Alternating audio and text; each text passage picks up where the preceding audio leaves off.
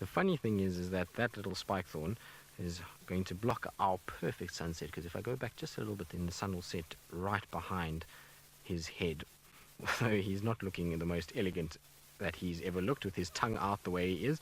And I wonder why cats do this. They do it regularly. We saw Asana doing it the other day when he was quite hot, and there's his tongue hanging out like that as he panted away. And I know the theory behind it and why, but it just seems completely ridiculous when they've got their tongues hanging out. They almost look a little simple when they do that.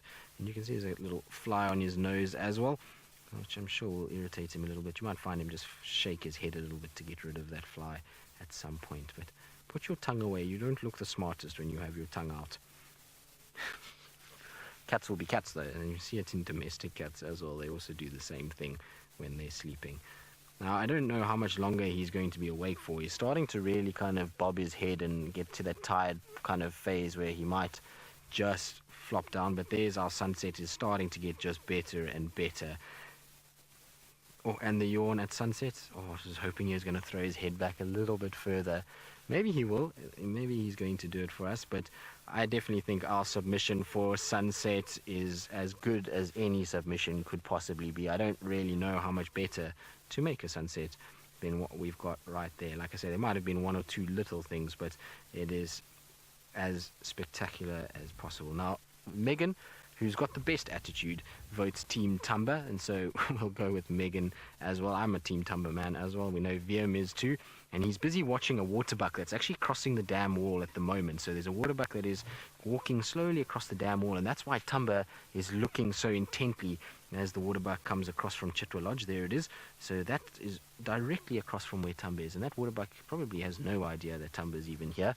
He's got a very good idea that the waterbuck is there because it's right out in the open, and if he sees a baby waterbuck in amongst that, you might find that his reaction will be slightly different. But there we go. Look how he's watching. There's a lot more intent in his eyes now than what he was showing 2 seconds ago with a tongue out and eyes closed.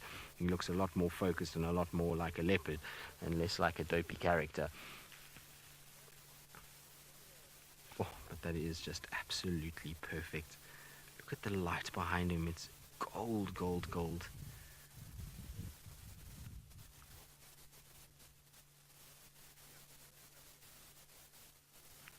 Riti, no, I don't think the green in his eyes helps with better night vision. At the end of the day, you'll find that all of these leopards have very good night vision. Now look, you see he's changed his position. Oh, and it's actually even better for us. His paws are out now.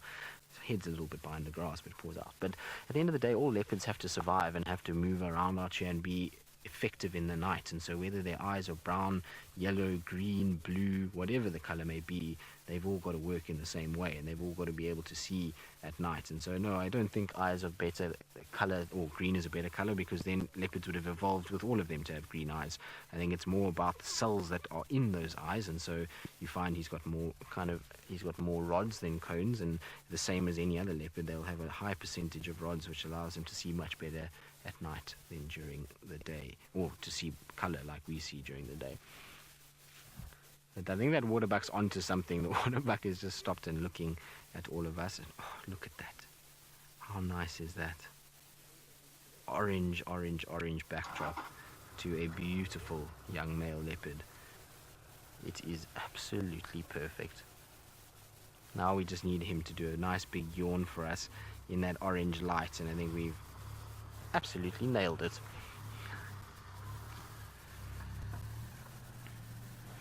The thing is with that waterbuck is far too big for him, so there's no ways that he can really go after that waterbuck.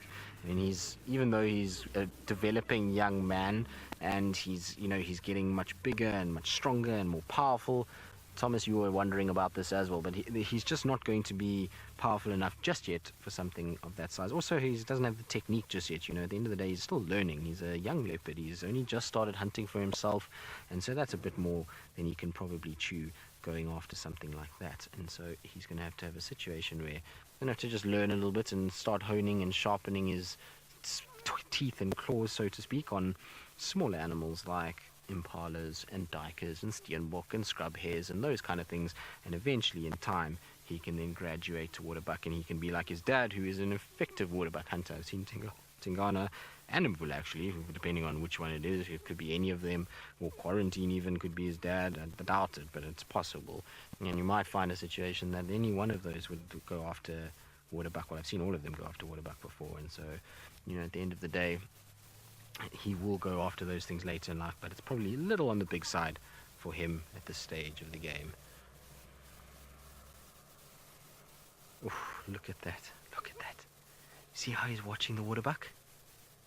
He's watching the waterbuck run away now because there's a vehicle crossing the dam wall, and so the waterbuck is trotting back towards the lodge itself, and that's why he's watching with eyes so intently. Wow, that is absolutely stunning. Spoilt is what we are being by this sighting, that is for sure. It is not in any way disappointed, and he never does, to be honest. He's a curious cat, and it constantly seems like he's up. I was saying to VM when we were off air, because obviously VM was in Kenya and hasn't spent nearly as much time with Thamba as maybe Sebastian or Senzo or the guys that have been here for quite a long time during the sort of Mara season. And I was saying to him, the one thing I love about Thamba is that it's very seldom that he sleeps for long periods of time. He tends to watch things, he looks at things, he generally gives you something all the time, and so I like spending time with him for that reason. He's not a cat that tends to sleep all the time. He often has his eyes open and watching and looking at the birds that fly over, looking at the insects, listening.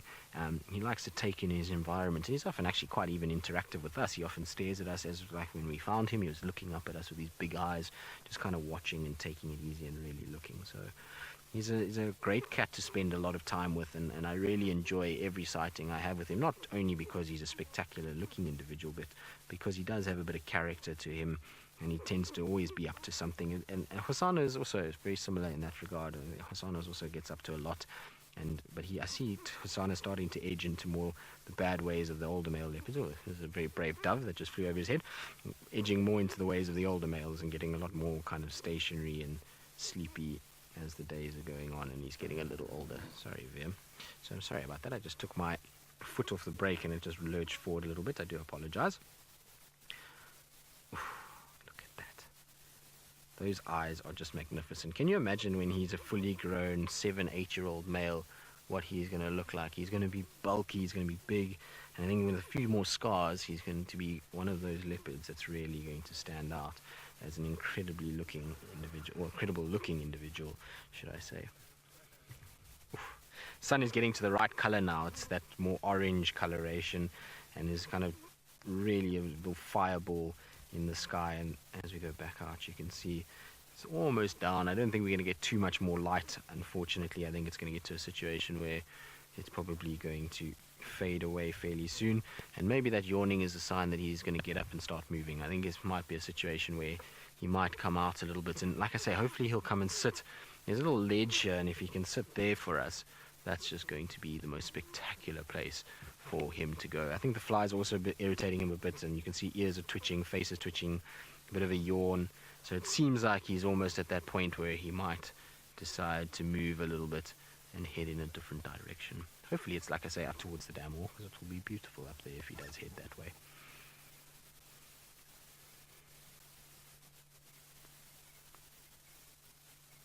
What are you biting?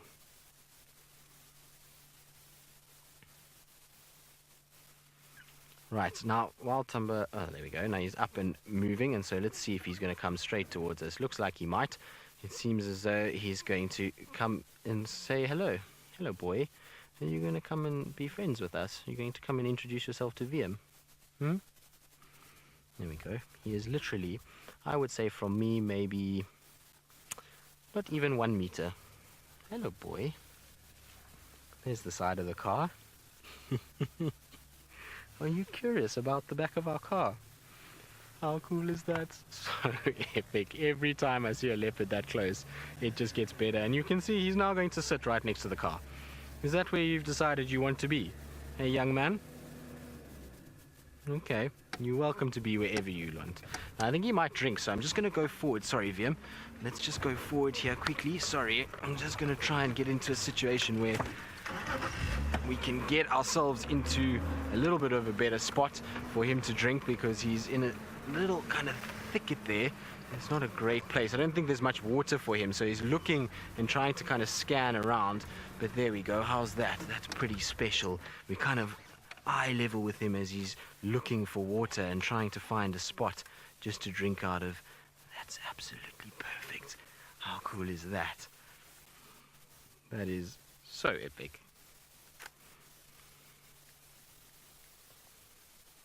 So we chose a good spot to kind of position ourselves. I think he's just kind of settling, but the problem is there's not much water there, unfortunately, so it's not the best place for him to drink.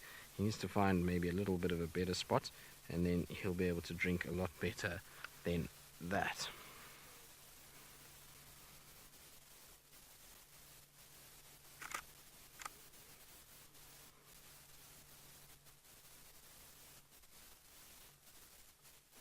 How's this though? You see, he's just looking at all these little puddles. Graham, you say he's so full, he's struggling to walk.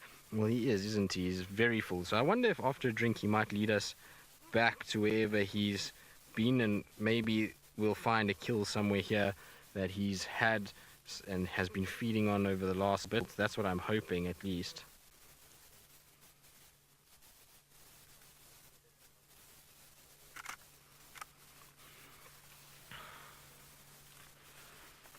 I think he's found himself a little bit of water now to drink.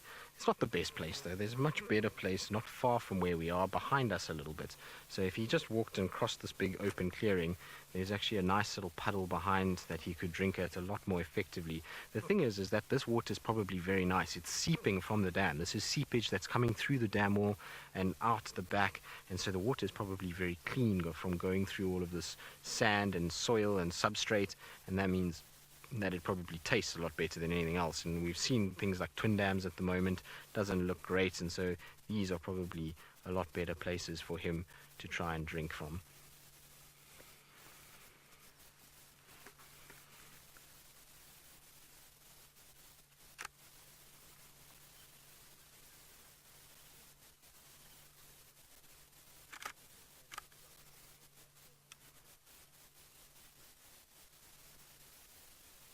Look, he's just figuring out a way to get out of the mud while he's sort of walking along, because there's one thing that a cat doesn't like is mud. And there we go, off we go again. I think he might find somewhere just to lie down. He's heading back to where that waterbuck was walking. There he goes, across a little eroded section, so behind the dam wall and in front of the car. And isn't that cool? It's just so epic.